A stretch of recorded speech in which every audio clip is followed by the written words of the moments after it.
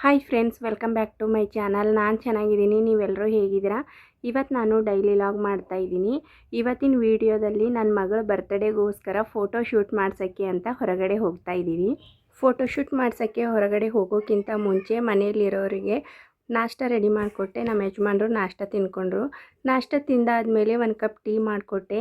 ಅದಾದಮೇಲೆ ನಾನು ದಿನ ಬೆಳಿಗ್ಗೆ ಖಾಲಿ ಹೊಟ್ಟೆಯಲ್ಲಿ ಬಿಸಿನೀರಿಗೆ ನೆಲ್ಲಿಕಾಯಿನ ತುರಿದು ಹಾಕಿ ಒಂದು ಗ್ಲಾಸ್ ಬಿಸಿನೀರು ಕುಡಿತೀನಿ. ಅದಕ್ಕೋಸ್ಕರ ಇಲ್ಲಿ ನೆಲ್ಲಿಕಾಯಿನ ತುರಿತಾ ಇದ್ದೀನಿ. ಬೇಕು ಅಂತಂದರೆ ಅದು ಮಿಕ್ಸಿಲಿ ಹಾಕಿ ಗ್ರೈಂಡ್ ಮಾಡಿ ಜ್ಯೂಸ್ ಥರ ಮಾಡಿನೂ ಕುಡಿಬೋದು. ನೆಲ್ಲಿಕಾಯಿ ತಿನ್ನೋದ್ರಿಂದ ಬಾಯಿ ಕೆಟ್ಟರೆ, ಬಾಯಿ ಹುಣ್ಣಾದರೆ ಅದೆಲ್ಲ ಕಮ್ಮಿ ಆಗುತ್ತೆ. ಮತ್ತು ಬಾಯಿ ರುಚಿ ಇಲ್ಲ, ಬರೀ ಕಹಿ ಅನ್ನಿಸ್ತಾ ಇದೆ, ಏನೇ ತಿಂದರೂ ರುಚಿ ಬರ್ತಾ ಇಲ್ಲ ಅಂತಂದರೆ ಒಂದು ನೆಲ್ಲಿಕಾಯಿನ ತಿಂದು ಒಂದು ಗ್ಲಾಸ್ ನೀರು ಕುಡಿದ್ರೆ ಬಾಯಿ ರುಚಿ ತಾನಾಗೇ ಬರುತ್ತೆ. ಹಾಗೆಯೇ ಜ್ವರ ಬರುತ್ತಲ್ಲ, ಜ್ವರ ಬಂದವರು ಒಂದು ನೆಲ್ಲಿಕಾಯಿನ ತಿಂದರೆ ಬಾಯಿ ರುಚಿಯಾಗುತ್ತೆ ಮತ್ತು ಜ್ವರನೂ ಕಮ್ಮಿ ಆಗುತ್ತೆ ಅಂತ ಹೇಳ್ತಾರೆ. ಮತ್ತು ಡೈಜೆಷನ್ ಕರೆಕ್ಟ್ ಆಗುತ್ತೆ. ನೆಲ್ಲಿಕಾಯಿ ತಿನ್ನೋದ್ರಿಂದ ಕೂದಲಿಗೆ ತುಂಬ ಒಳ್ಳೆಯದು. ಹಾಗಾಗಿ ವಾರಕ್ಕೆ ಒಂದು ನೆಲ್ಲಿಕಾಯಿ ಆದರೂ ತಿನ್ನಬೇಕು.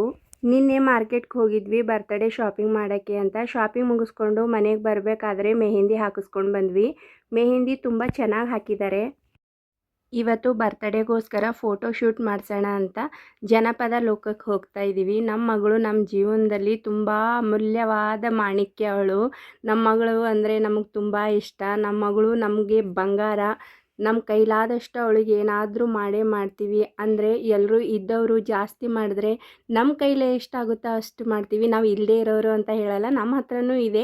ಇರೋದರಲ್ಲಿ ನಮಗೆ ಎಷ್ಟಾಗುತ್ತೋ ಅಷ್ಟು ನಾನು ನನ್ನ ಮಗಳಿಗೆ ಬೆಸ್ಟ್ ಕೊಡೋಕ್ಕೇ ಇಷ್ಟಪಡ್ತೀನಿ. ಅಂದರೆ ಊಟದಲ್ಲಾಗಲಿ ಬಟ್ಟೆಯಲ್ಲಾಗಲಿ ಅವಳು ಏನು ಕೇಳ್ತಾಳೋ ಅದನ್ನೆಲ್ಲ ಕೊಡಿಸ್ಬೇಕು ಅಂತ ನನ್ನ ಆಸೆ. ಸ್ನೇಹಿತರೆ, ಹೆಣ್ಮಕ್ಳು ತುಂಬ ಅರ್ಥ ಮಾಡ್ಕೋತಾರೆ.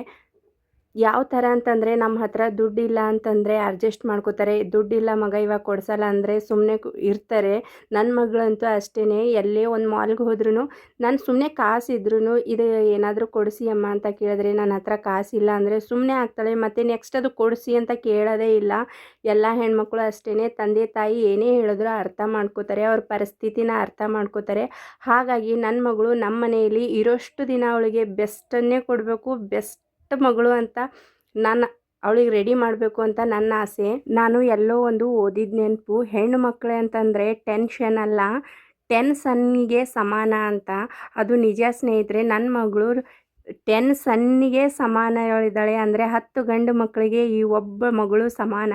ಯಾಕಂದರೆ ನಾನು ಏನಾದರೂ ಕಾಲು ನೋಯ್ತಾ ಇದೆ ಅಂತ ಮಲ್ಕೊಂಡ್ರೆ, ತಲೆ ನೋಯ್ತಾ ಇದೆ ಅಂತ ಮಲ್ಕೊಂಡ್ರೆ ಅವಳು ತಲೆ ಒತ್ತಲ ಅಮ್ಮ, ಕಾಲು ಒತ್ತಲ ಅಮ್ಮ ಅಂತ ಕೇಳ್ತಾಳೆ. ಅವರಪ್ಪ ಹೊರಗಡೆಯಿಂದ ಬಂದ ತಕ್ಷಣವೇ ನನಗೆ ಹೊರಗಡೆ ಕರ್ಕೊಂಡು ಹೋಗಿಯಪ್ಪ ಅಂತ ಕೇಳಲ್ಲ, ಆರಾಮಾಗಿ ಬಂದ್ರಪ್ಪ ಅಂತ ಕೇಳ್ತಾಳೆ, ನೀರು ಕೊಡ್ಲಪ್ಪ ಅಂತ ಕೇಳ್ತಾಳೆ. ಹಾಗಾಗಿ ನನ್ನ ಮಗಳು ನನಗೆ 10 ಗಂಡು ಮಕ್ಕಳಿಗೆ ಸಮಾನ. ನನ್ನ ಮಗಳು ಮಕ್ಕಳು ಗಂಡು ಮಕ್ಕಳಾದರೂ ಇರಲಿ ಹೆಣ್ಮಕ್ಳಾದರೂ ಇರಲಿ ತಂದೆ ತಾಯಿ ಪರಿಸ್ಥಿತಿನ ಅರ್ಥ ಮಾಡ್ಕೋಬೇಕು. ತಂದೆ ತಾಯಿ ಕಷ್ಟನ ಅರ್ಥ ಮಾಡ್ಕೋಬೇಕು.